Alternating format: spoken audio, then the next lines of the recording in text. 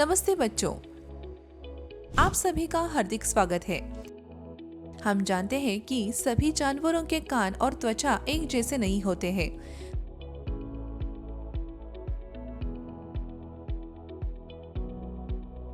हम जानवरों को उनके कान और त्वचा को देखकर पहचान सकते हैं। आइए अब इस सत्र में हम कक्षा 4 पर्यावरण विज्ञान के हमारे आसपास के जानवर पाठ के जानवरों के कान, त्वचा और उनके भोजन के आधार पर वर्गीकरण के बारे में जानेंगे।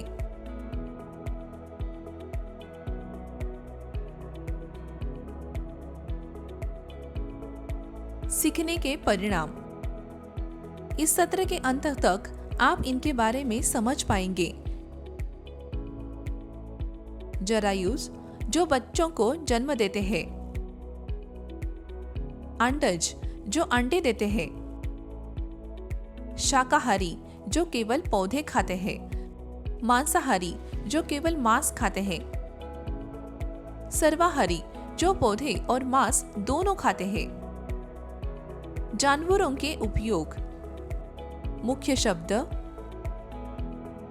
कान, त्वचा, भोजन। जरायुज जो बच्चों को जन्म देने वाली। अंडज अंडे देने वाली। शाकाहारी केवल पौधे खाने वाले। मांसाहारी केवल मांस खाने वाले। सर्वाहारी पौधे और मांस दोनों खाने वाले।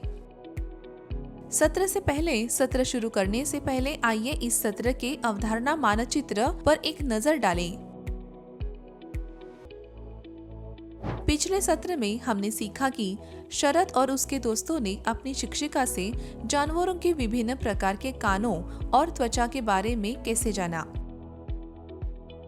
अब शिक्षिका ने छात्रों को समझाया कि उनके कानों और त्वचा के आधार पर जानवरों को 2 प्रकारों में वर्गीकृत किया जा सकता है।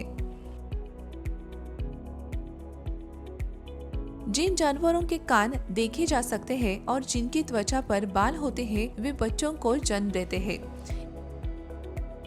इन्हें जरायुज कहते हैं।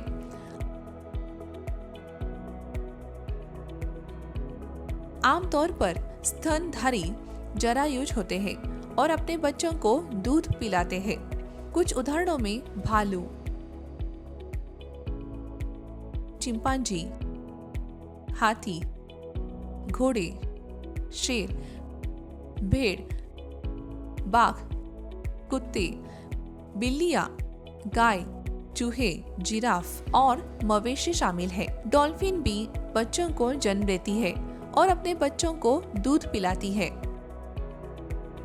जिन जानवरों के कान नहीं देखे जा सकते और जिनकी त्वचा पर बाल नहीं होते, वे अंडे देते हैं, उन पर बैठते हैं और उनसे अपने बच्चे निकालते हैं। इन्हें अंडज कहते हैं। कुछ उदाहरणों में मेंढक, सांप, छिपकली, मुर्गियां, बतख, मछलियां, शार्क, पेंगुइन, तितलियां और ऑक्टोपस शामिल है।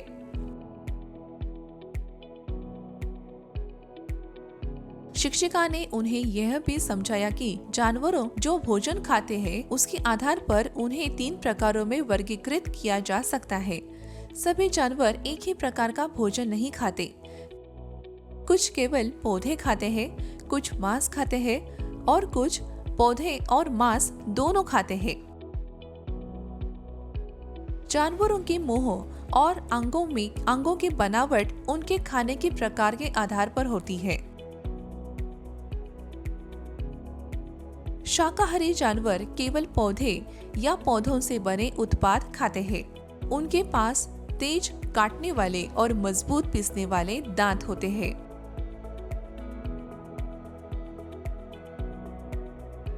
शाकाहारी जानवरों के कुछ उदाहरण भैंस, बकरी, ज़ेब्रा, हिरन और घोड़ा है। मांसाहारी वे जानवर हैं जो अन्य जानवरों का मांस खाते हैं। उनके पास लंबे, तेज दांत होते हैं। कुछ उदाहरण शेर,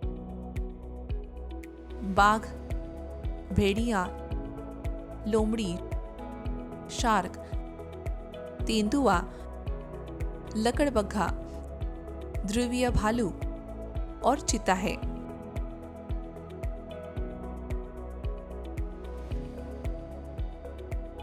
जो पक्षी मांसाहारी होते हैं वे मांस को फाड़ने के लिए अपनी चोंच का उपयोग करते हैं, जैसे ईगल, चील और गिद्ध।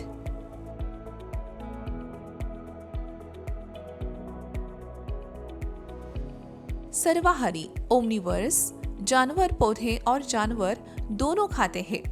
उनके पास तेज काटने वाली दांत, मजबूत पीसने वाले दांत और नुकीले दांत होते हैं। कुछ उदाहरणों में भालू, कौवे, कुत्ते, सुअर और सारस शामिल है। मनुष्य भी अपनी भोजन की आदतों के कारण सर्वाहारी है। जानवर हमारे लिए कई तरह से उपयोगी है। जानवर हमें भोजन देते हैं। जानवरों की त्वचा का उपयोग जूते और ढोल जैसे संगीत वाद्य यंत्र बनाने में किया जा सकता है।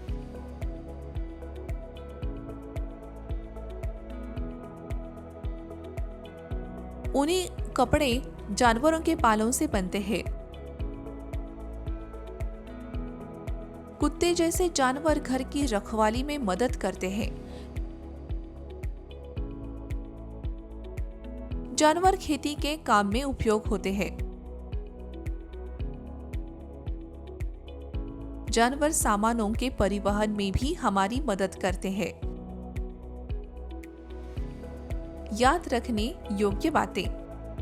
जिन जानवरों के कान देखे जा सकते हैं और जिनकी त्वचा पर फर होते हैं वे बच्चों को जन्म देते हैं। इन्हें जरायुज कहते हैं। जिन जानवरों के कान नहीं देखे जा सकते और जिनकी त्वचा पर बाल नहीं होते वे अंडे देते हैं, उन पर बैठते हैं और उनसे अपने बच्चे निकालते हैं। इन्हें अंडज कहते हैं। शाकाहारी केवल पौधे या पौधों से बने उत्पाद खाते हैं।